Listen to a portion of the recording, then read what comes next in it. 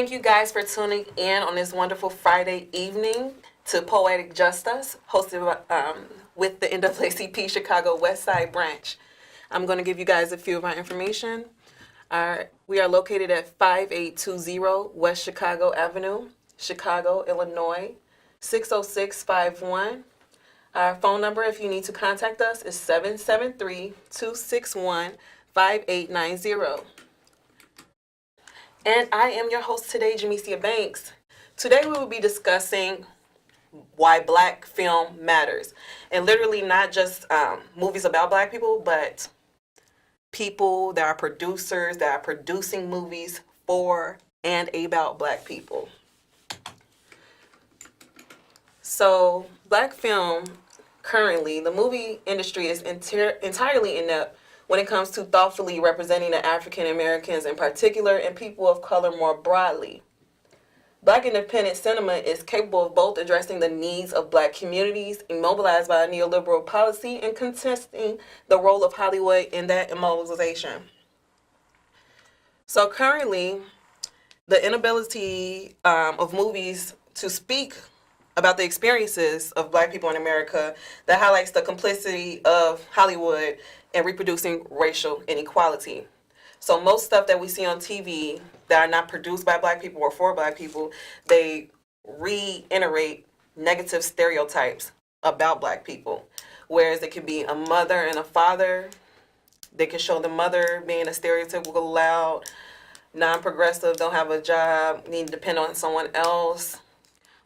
Always hollering at her kids, has too many kids, and the man, either he's non-existent in the home, he's violent, or he's a player, he has multiple women. They're not showing love, Black love, in a positive light, which also brainwashes people, and not just Black people, but everyone. That makes everyone think that Black people, they cannot love each other.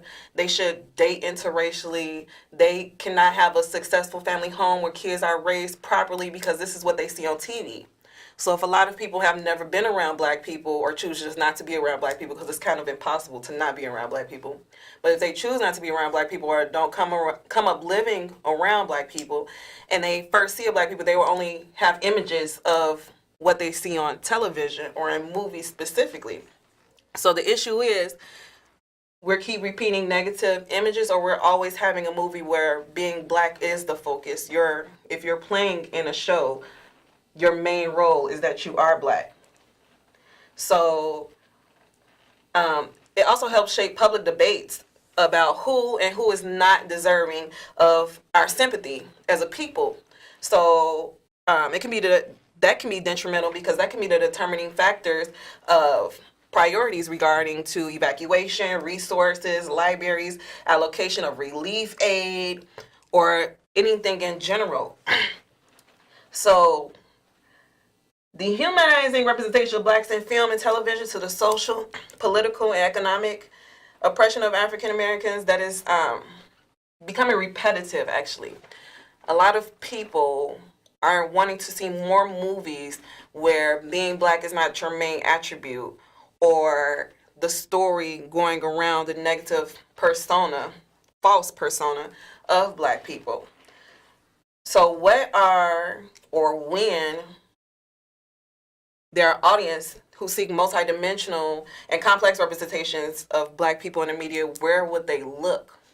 So a good thing now that we have in 2019, we can check out, we have authors and producers like Jordan Peele, John Singleton, rest in peace, Wesley Snipes, and the list can go on. Those are people that write and produce Black stories, and these are Black people. And Jordan Peele's most recent film, Us, as you can see, that movie was brilliant in the fact that it did not make the Black people their key element, their main role, their main purpose in the movie as them being Black. It was just a movie, a scary movie, that had Black people in it that had nothing to do with them being Black. We also have a lot of Black journalists and filmmakers out here that are very underrepresented, because a lot of movies in Hollywood, they don't want the real authentic truth about Black people. They want what they think is the truth about black people, and they want to keep proposing that agenda.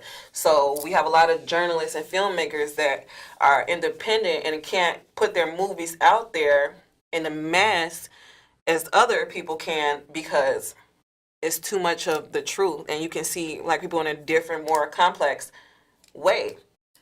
Also, our black musicians and producers. Yes, we love to listen to music, but there's also other, black people created rock and roll. We can travel there. We can travel to R&B. We can travel to pop. Any music that you think of can come from black people. And also the producers. Let's just buy black. So, all in all, what can we do, and what can and does black cinema do for the people right now? So, black independent cinema, it is capable of both addressing the black communities and everyone else, because we are here just like everyone else, so we deal with real life situations. It can also show experiences that are familiar to black people, and they are also eye-opening to white audiences.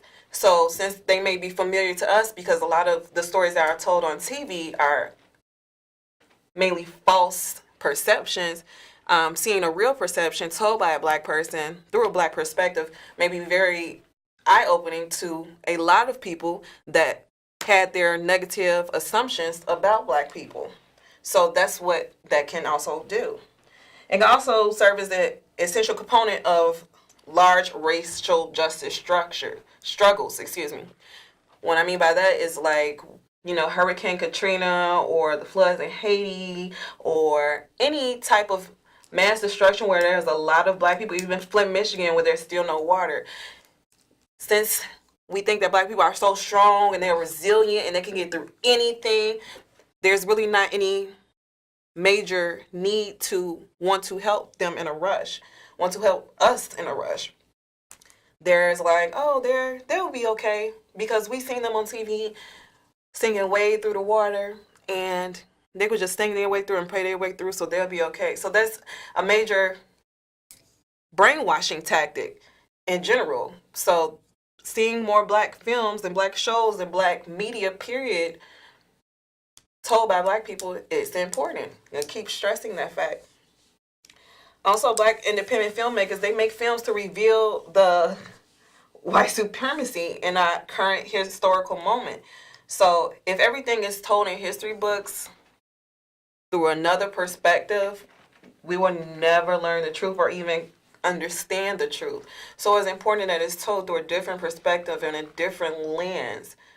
So that way the truth will come out and maybe we can learn from it and move forward from it. But if we do not learn the truth, we will always repeat the same issues. So that's why I believe that it is very important that black people tell their stories, black people write their stories, black people support other black people telling their stories. So in 2019, 2018, we definitely started that off with the Black Panther movement, the Little Me movie, Us, Get Out. We had a lot of films, Girls Trips. Those were just told through correct black lenses. So the point that is proven today is that black people should tell black stories, because anything else is inaccurate and not correct. And I do want to get into our announcements. We have plenty of them, but before we get into that, let's take a caller.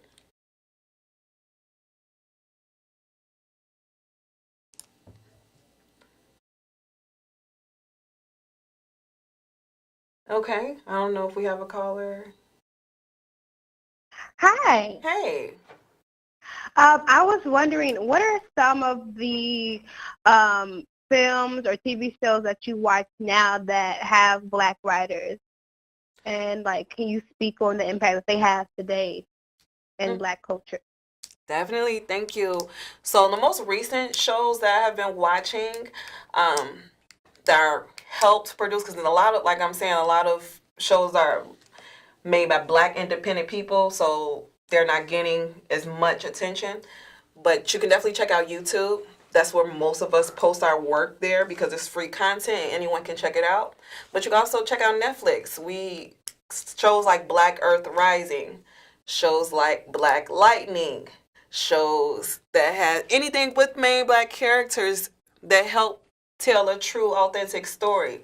So if you guys want to check those shows out, you definitely can. Those are my favorite.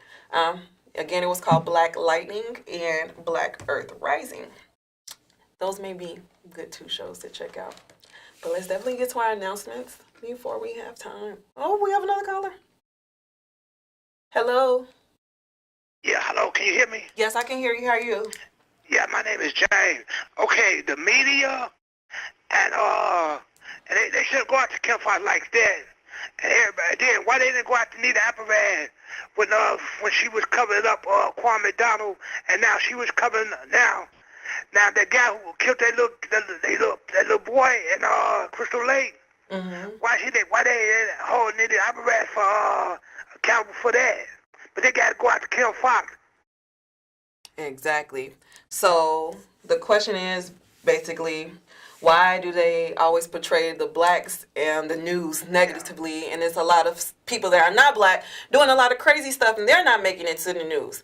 It's propaganda. It is brainwashing. It's a technique. If you don't see that stuff going on, you're not thinking that's what they do. That does not happen because I don't ever hear about that. I always hear about black people stealing, robbing, doing the most because, again, they want you to believe that not only they want black people to believe that black people are who they think black people are. And they want everybody else to believe who they think black people are because of intimidation. So all in all, yes, we have to be very thorough in how we think and what we process when we watch something. So is this the truth? Is this realistic? Is this fabricated? Is this an exaggeration? These should be thoughts going through your head when you're watching these type of shows, and just not trying to be so easily influenced or naive to these situations, because just as he said, like every day people kill who, just like black on black crime, that's not real, that's not existent. People kill whomever they live next to. If you're a killer, you're a killer, like, and you're going to kill whomever. So it's all just a fabrication, and we need to pay attention to our media outlets and just have a clear mind when we're taking in information. Yes, but the NAACP, our announcements. So this weekend is Mother's Day. Happy Mother's Day to all of the mothers from the NAACP of the Westside Chicago. We will be having a Mother's Day extravaganza by Deonde's Place. This is the 3rd annual. We will be honoring breast cancer survivors, caregivers, mothers, and women. This will take place on Saturday, this Saturday, May 11th, 2019 at 9 a.m. So that is tomorrow. It will take place at Austin Town Hall Cultural Park, and that is at 5610 West Lake. And if you guys want to come, you definitely can. We have an Eventbrite for it. So if you go on the app or if you go on the website Eventbrite and type in Deonde's Place, DIONDAI, you can pull this up and get your tickets there.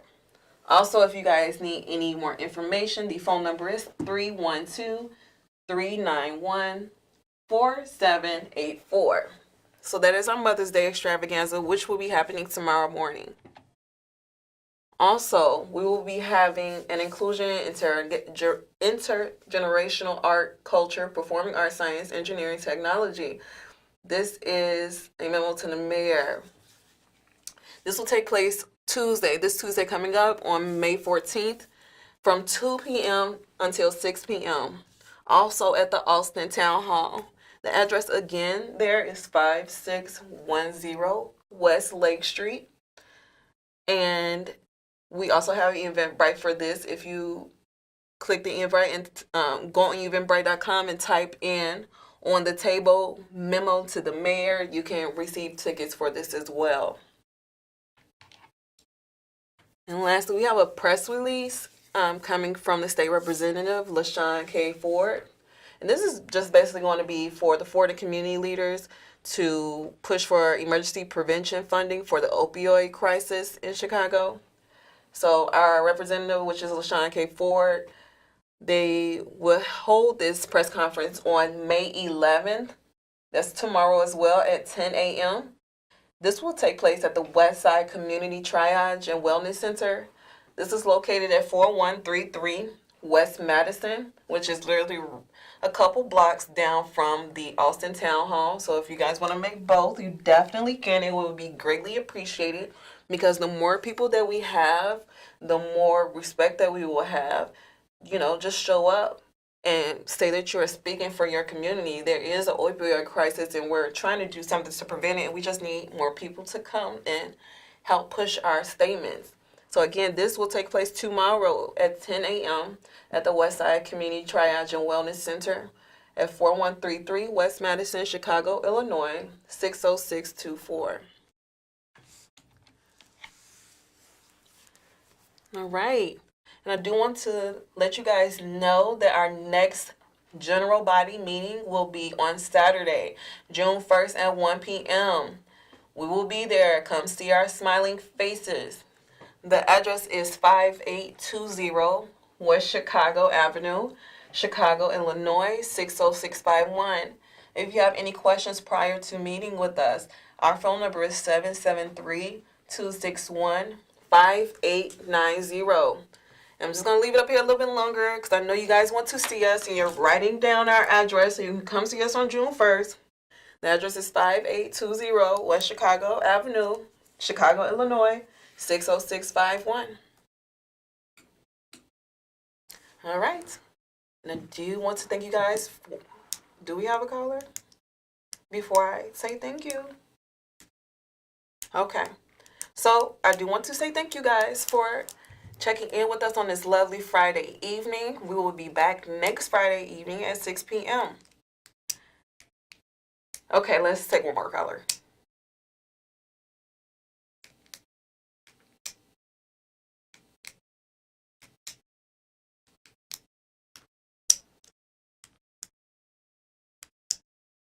I have a quick question for you. Okay. You think that we need more black writers in television, is that correct? Yes. Do you think that will work? Because I know the show Blackish did an episode where they discussed the kneeling that Colin Kaepernick was doing, and that show didn't even get broadcast. So ABC stopped it from being broadcast, and that was black writers coming across with their representation of the black society, and it basically got banned from TV. So maybe we need more than just black writers. Maybe we actually need ownership of some of these media corporations. Thank you for your comment. This is true. So, yes, not only do we need black writers, we always need black writers because who else is to tell our story but black people? But, yes, we do need ownership in these corporations. So, like I said, there's like 3 companies that really control what we see on TV. And even if we do have these writers, as I was saying, even with the independent writers, they can't even make it to a show like Blackish. And then we do have a show like Blackish when they want to talk about these important topics, but then we have somebody above the writers and producers that's like, no, this is too controversial. This is going to bring too much talk about. It's going to make white people feel uncomfortable. So, yeah, it's very important to own anything. Housing, cars, profits, stock. Black people in general, we need to start owning more. That way we have more say-so on what we have to say. And that was a good point to end on because we need to own more. Let's start with doing that. Let's start owning, not just renting, and not just not do what you can do and be the best that you can do it. Be the best that you can be. And thank you. We will be back next Friday at 6 p.m. Same face. We will have a different discussion. You can check us out for Poetic Justice. And I'm here representing the NAACP Chicago Westside branch. And I hope you guys have a great weekend and happy Mother's Day. Have a good night.